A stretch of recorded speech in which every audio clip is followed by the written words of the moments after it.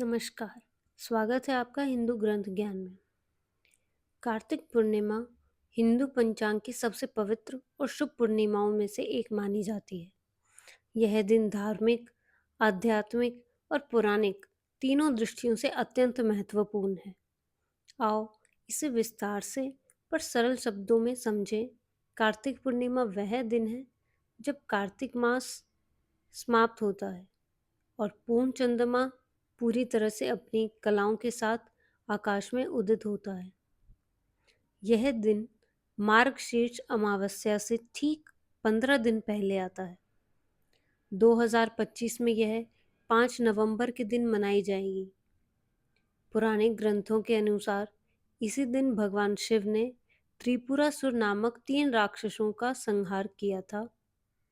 तो आइए आज विस्तार से जानते हैं उस अद्भुत पौराणिक कथा को। लेकिन उससे पहले अगर आप भी भगवान शिव के भक्त हैं तो इस वीडियो को एक लाइक ज़रूर करें। अब शुरू करते हैं त्रिपुरासुर वध की यह दिव्य कथा। बहुत प्राचीन काल में तारकासुर नाम का एक शक्तिशाली राक्षस था।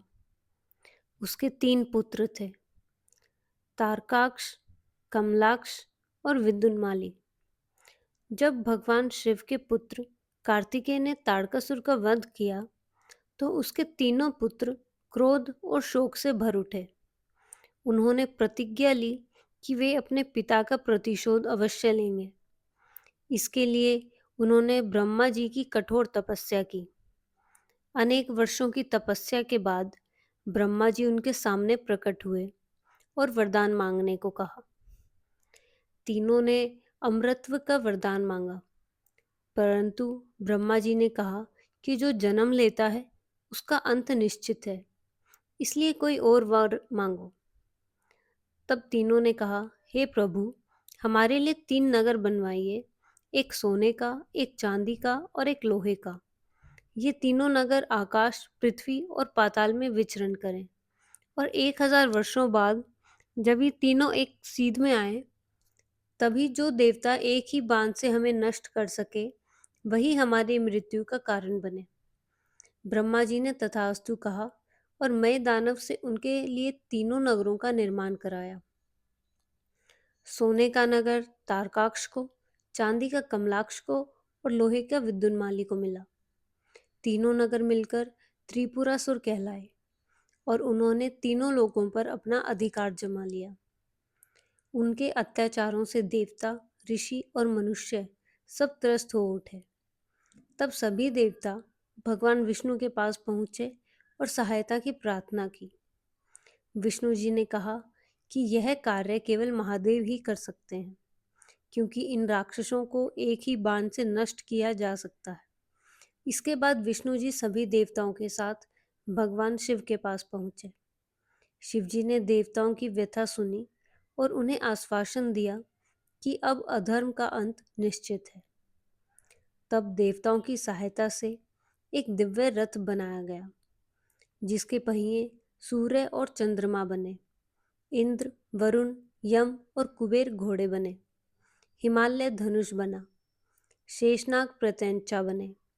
अग्निदेव बाण की नोक बने और स्वयं भगवान विष्णु उस बाण के रूप में समाहित हुए।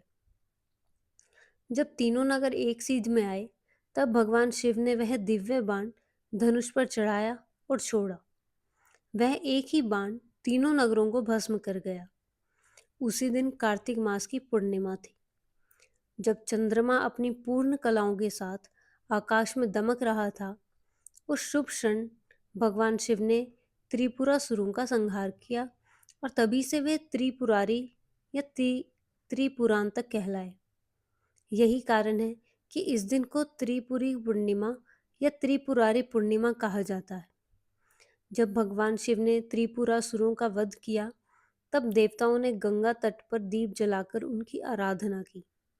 विजय की इस रात को देवताओं ने दीपों से सुसज्जित किया और कहा, आज अधर्म पर धर्म की विजय हुई है।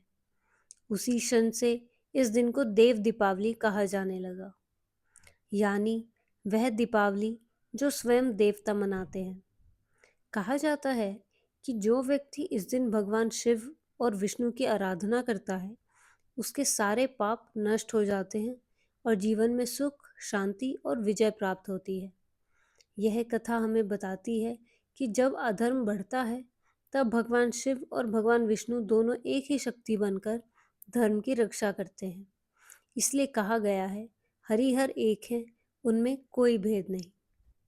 अगर आपको यह कथा अच्छी लगी हो तो इसे लाइक करें, शेयर करें और चैनल को सब्सक्राइब करना ना भूलें, ताकि धर्म, भक्ति और ज्ञान से जुड़े ऐसे पवित्र विषय आप तक सबसे पहले पहुंचे।